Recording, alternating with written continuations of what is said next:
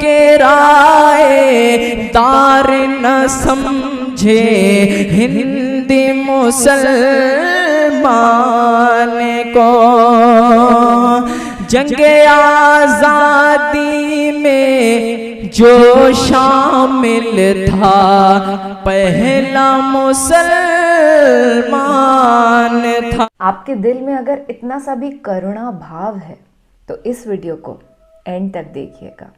इस वीडियो में हम एक्सपीरियंस करेंगे कि एक ऐसा लड़का, बहुत ही प्यारा सा बच्चा है जिसकी आंखें नहीं हैं, पर उसे ये पूरी दुनिया खूबसूरत दिखाई देती है और उसने एक खूबसूरत नात शरीफ रिसाइट करी है जिसे सुनना हमारा फ़र्ज़ बनता है। और मैं तो ये कहूँगी कि आप अपने घर में जो छोटे छोटे बच्चे हैं उनको भी ये नात दिखाइएगा और इंस्पायर करिएगा एक प्यार और मोहब्बत से भरी हुई ज़िंदगी जीने के लिए। हे हाय हेलो नमस्ते जी, सत श्री अकाल, अस्सलामु अलैकुम। मैं निधि शर्मा इंडिया से, और आज मैं बैठ गई हूँ औसफ माहौली, एक बहुत ही प्यारे से मियाँ भाई हैं जिन्होंने सफ़ेद टोपी पहन करके ऐसी नात शरीफ पढ़ी है कि पूरी दुनिया मंत्र मुग्ध हो जाए। चलिए आपको एक किस्सा बताती हूँ इस वीडियो को देखने से पहले ना। एक बार एक बहुत ही प्यारा सा लड़का नदी के किनारे बैठ करके विश्राम कर रहा था।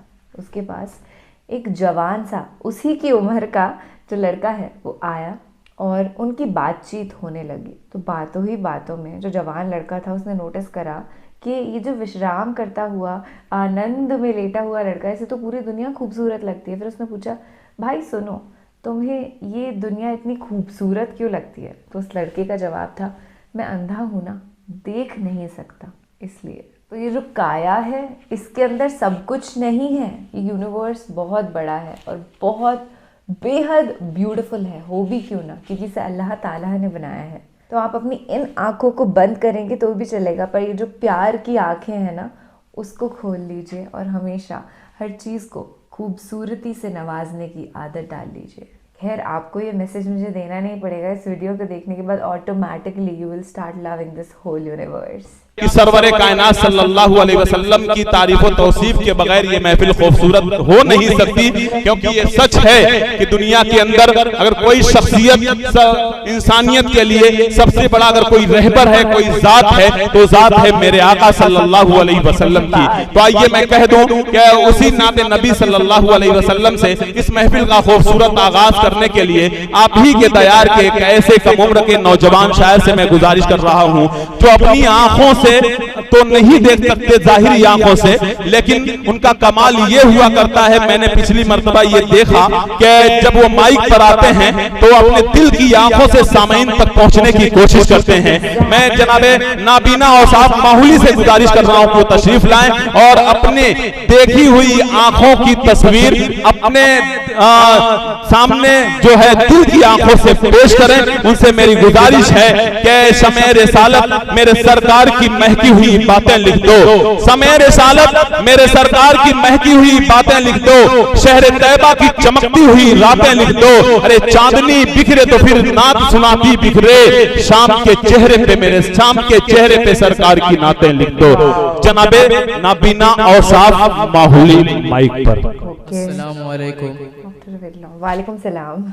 सबसे पहले तो मैं आप हजरात को ईद की मुबारकबाद पेश करता हूँ। सभी शोराए किराम को ईद मुबारक। दोस्तों मैं आज की निजामत जनाब अकमल अदीब साहब फरमा रहे हैं, कन्वीनर मुशायरा शादाब अहमद साहब और सरपरस्त जनाब डॉक्टर इकबाल अहमद साहब। मैं सीधे सीधे एक नाते पाक का मतलब पढ़ता हूँ, समाअत फरमाएं।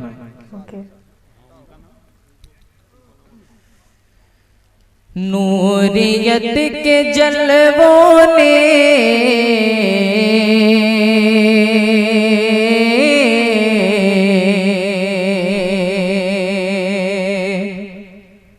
नूरियत के जलवों ने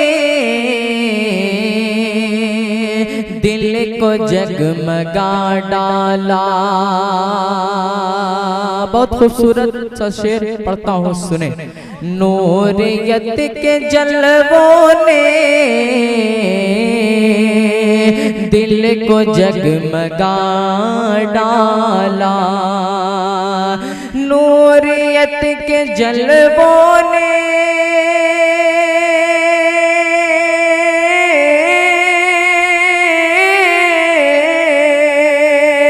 नूरियत के जलवों ने दिल को जगमगा डाला। मुस्तफा की आमद ने कुफ्र को मिटा डाला। मुस्तफा की आमद ने कुफ्र को मिटा डाला। मेरे दोस्तों, यहाँ पर तशरीफ फरमा जनाब हाफिज उबैदुल्लाह साहब, जनाब हाफिज रेहान साहब, शादाब आलम साहब, तमाम मेरे भाई यहाँ पर तशरीफ फरमा है। मैं एक शेर पढ़ता हूँ बतौर खास, सुने। दीन मुस्तफा तेरे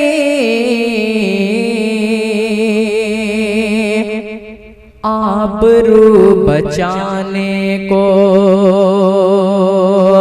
दीन मुस्तफा तेरी आबरू बचाने क्या कहने भाई, सुभान अल्लाह। दीन मुस्तफा तेरी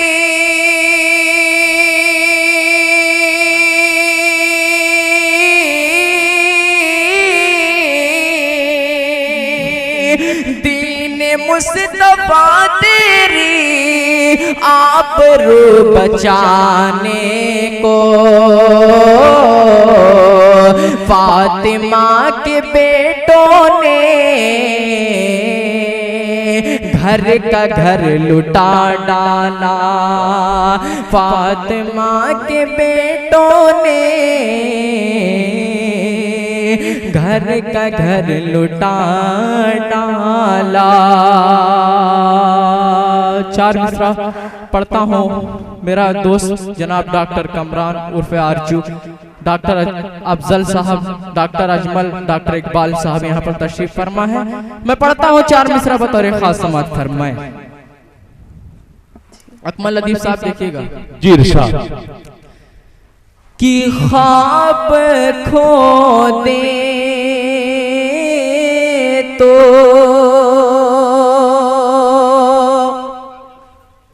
ख्वाब खो दे तो तेरी याद के खंडर निकले।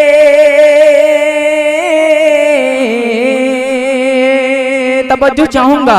ख्वाब खो दे तो तेरी याद के खंडर निकले। ख्वाब खो दे तो ख्वाब खो दे तो तेरी याद के खंडर निकले। खुद में डूबे तो खुद में डूबे तो तेरी जात के अंदर निकले। खुद में डूबे तो खुद में डूबे तो अकमल अदीब साहब देखिएगा। इरशाद। हम समझते थे कि होंगे ये दो चार आंसू।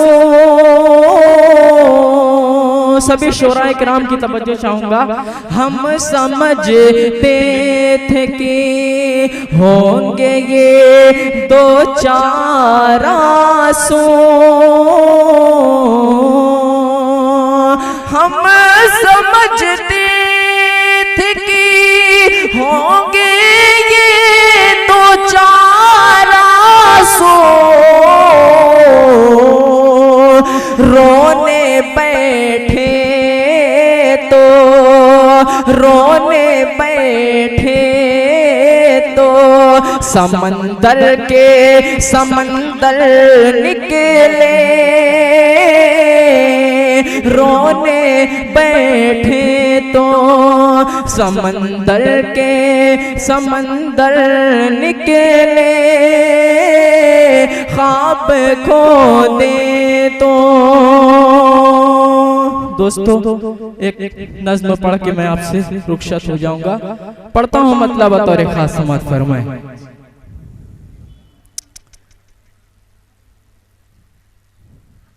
अब जागना होगा नींदों से,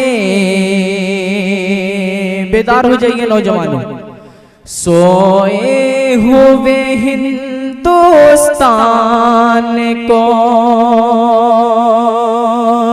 अब जागना होगा नींदों से, सोए हुए हिंदुस्तान को। अब जागना होगा नींदों से, सोए हुए हिंदुस्तान को। अरे कोई किराए दार न समझे हिंदी मुसलमान को। कोई किराए दार न समझे हिंदी मुसलमान को। जंगे आजादी में जो शामिल था पहला मुसलमान था। जंगे आजादी में जो शामिल था पहला मुसलमान था। जंगे आजादी में जो शामिल था पहला मुसलमान था। हाँ वो भी मुसलमान था, हाँ वो भी मुसलमान था। ज़हर उगलने वाले क्या तारीख पुरानी भूल गए। ज़हर उगलने वाले क्या तारीख पुरानी भूल गए। मुल्क को हमने अब तक जो दी क्या सब कुर्बानी भूल गए। आखिरी शेर समाप्त फरमाए। वो याद करो अंग्रेजों से कांप गई थी जमीन। वो याद करो अंग्रेजों से कांप गई थी जमीन।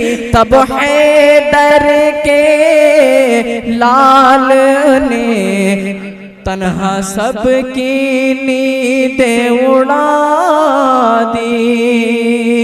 कुर्बान हो गए मुल्क की खातिर वो टीपू सुल्तान था।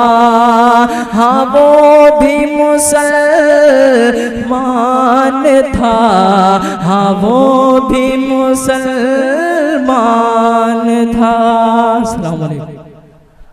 ओ गॉड, कितना बड़ा मैसेज हमको इस प्यारे से भाई ने दिया कि आज जो मुल्क की हालात है, लोग ऐसा महसूस करवाते हैं कि ओह मुसलमान है, पाकिस्तान से उसका रिलेशन जोड़ते हैं। अरे भाई सुनो, यहाँ पे हमेशा से हिंदू मुस्लिम सिख ईसाई साथ रहते आए हैं, जीते आए हैं, हिंदुस्तान को आज़ाद करवाया है बड़े बड़े मुस्लिम क्रांतिकारियों ने। तो आप किसी भी कीमत पे कभी भी किसी मुसलमान को ऐसा एहसास नहीं करवा सकते कि तू इस देश का निवासी नहीं है। अरे हिम्मत भी कैसे हो जाती है लोगों को ऐसे करने की।